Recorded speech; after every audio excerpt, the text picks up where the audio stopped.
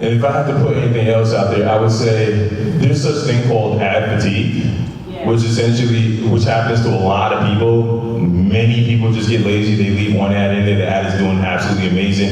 It's driving really good results early on, but then all of a sudden it just tanks, right? First thing you do is you say, well, it might be TV.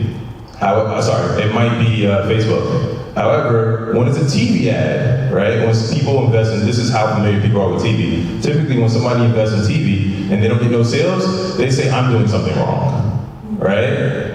When it's Facebook, they say, okay, well maybe it's something that Facebook is doing, like something's eating up my money, to Sequoia's point during her amazing introduction about Facebook, that something's eating my money, right?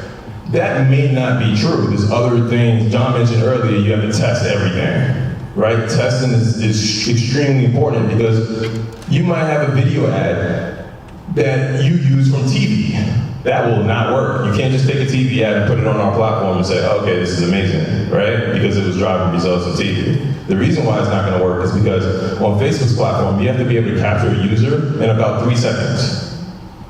TV, you don't have to do that. TV, for the most part, somebody's either checked in or checked out for the duration of that commercial.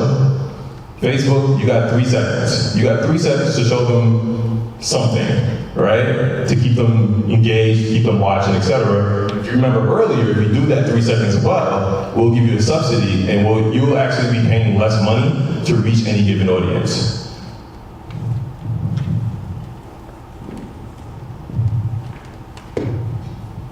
Now that Facebook owns Instagram, do you have any insights or learnings or case stories, studies that talk about how they work together?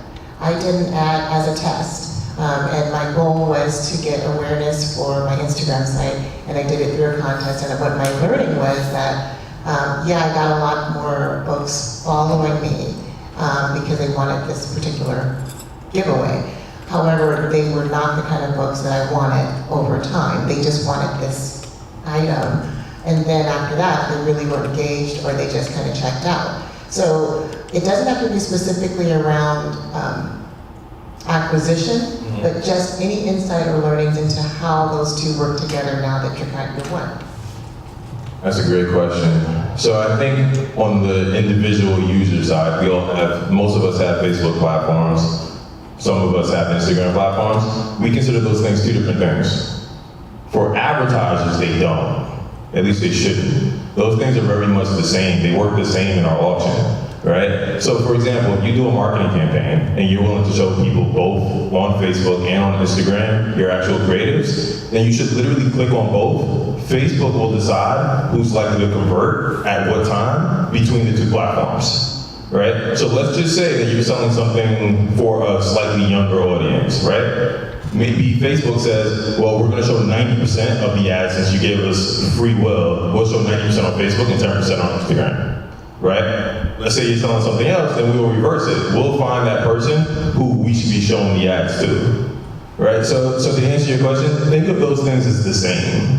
Right? When you start thinking of them differently, you start to overemphasize things like followers and clicks and stuff like that. But that's not why you're in the business, right? You're in the business to drive conversions. You don't care where the conversions are coming from. So anytime you say, well, I just want Facebook, I just want Instagram, I just want Chicago or Miami or Florida, etc., these are all constraints, right? They're literally all constraints. Most people, especially small businesses, are already budget constrained. Right? So you don't want to be budget constrained and target constrained.